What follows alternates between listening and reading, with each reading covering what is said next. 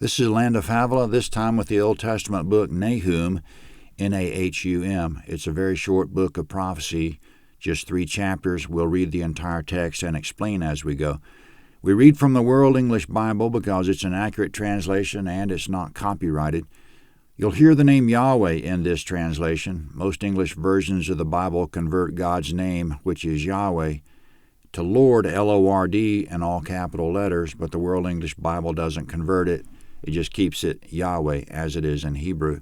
Our name Land of Havilah comes from Genesis 2:11. It's a place with all the ingredients for abundant life. Now reading from the text, Nahum chapter 1, verse 1. A revelation about Nineveh, the book of the vision of Nahum the Elkoshite. Comment in verse 1, this is a revelation about Nineveh. Nineveh was a principal city of the Assyrian Empire, the royal city of it. That empire was a superpower of the day, but it suddenly collapsed in 612 B.C. In that year, there was a 3-month siege of Nineveh, the royal city, and it was overrun by allied armies of Medes and Babylonians. This book predicts that event. Scoffers would say the book was written after the fact, but according to verse 1, Nahum didn't get his information after the fact, but from a vision. And he speaks in the future tense as if he's predicting, not past tense as if he's reporting old news. In verse 1, he identifies himself as Nahum the Elkoshite. The location of his town Elkosh is in question. Some say it later became known as Capernaum, the city on the Sea of Galilee. In translation, the name Capernaum means Nahum's village. Others say Elkosh is modern Al-Kosh, Iraq. It could be that Nahum was from Capernaum or his family was from there, but in captivity he was displaced to what is now Al-Kosh, Iraq. There's a tourist site in Al-Kosh, Iraq, purported to be the tomb of Nahum. If Nahum was a captive of the Assyrians, he obviously would have had a personal interest in the Assyrian collapse. Historians tell us the collapse of the empire was very sudden. Prophets don't get famous predicting the predictable, so your narrator has an idea that Nahum prophesied the collapse before there was any obvious sign of it. Now going on, verse 2. Yahweh is a jealous God and avenges. Yahweh avenges and is full of wrath. Yahweh takes vengeance on his adversaries, and he maintains wrath against his enemies. Yahweh is slow to anger and great in power and will by no means leave the guilty unpunished. Yahweh has his way in the whirlwind and in the storm, and the clouds are the dust of his feet. He rebukes the sea and makes it dry and dries up all the rivers. Bashan languishes, and Carmel and the flower of Lebanon languishes. The mountains quake before him, and the hills melt away. The earth trembles at his presence, yes, the world and all who dwell in it. Who can stand before his indignation? Who can endure the fierceness of his anger? His wrath is poured out like fire, and the rocks are broken apart by him.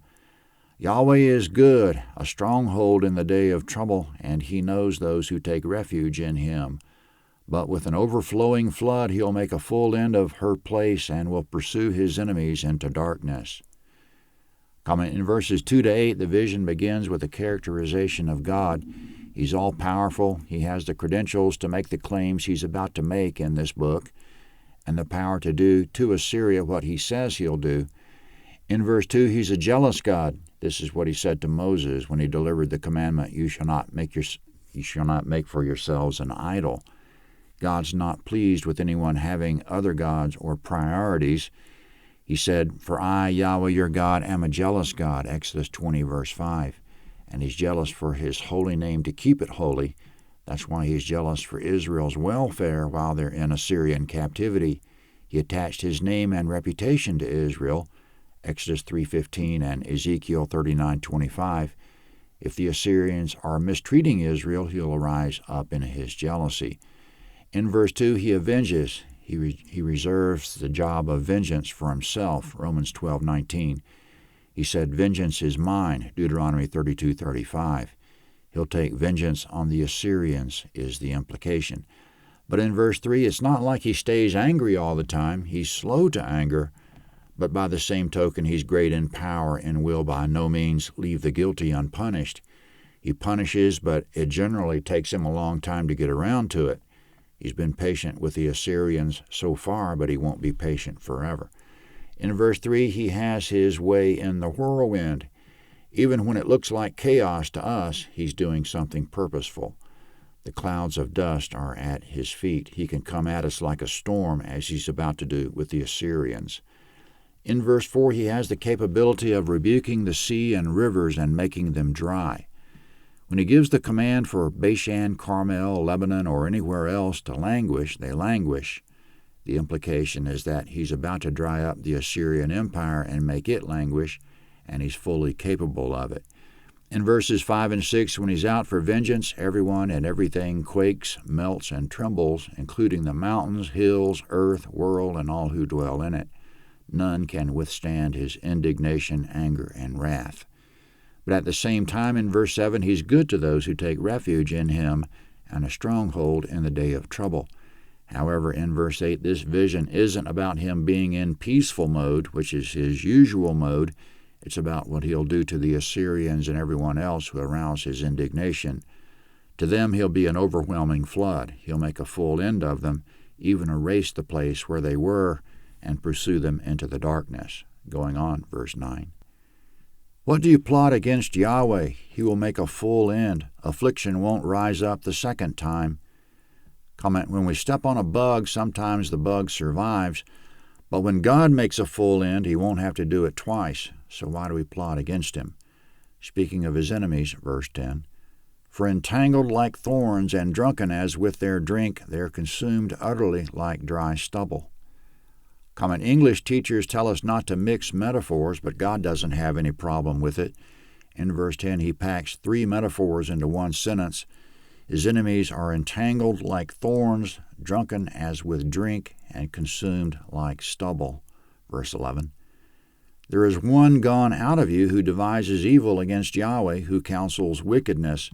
Yahweh says, though they be in full strength and likewise many, even so they will be cut down, and he shall pass away. Though I have afflicted you, I will afflict you no more. Now I will break his yoke from off you and will burst your bonds apart. Comment, verses 11 to 13 could be taken various ways depending on how we assign the pronouns. But one way of interpreting it is, there is one who has proceeded forth from you, Assyria, who plots evil against Yahweh, who counsels wickedness. Yahweh says, though you, Assyria, and all my enemies be strong in might and many in number, even so they will be cut down and pass away. And speaking to you, Israel, whom I have afflicted, I will afflict you no more. Now I will break the Assyrian yoke off you and will burst your bonds apart.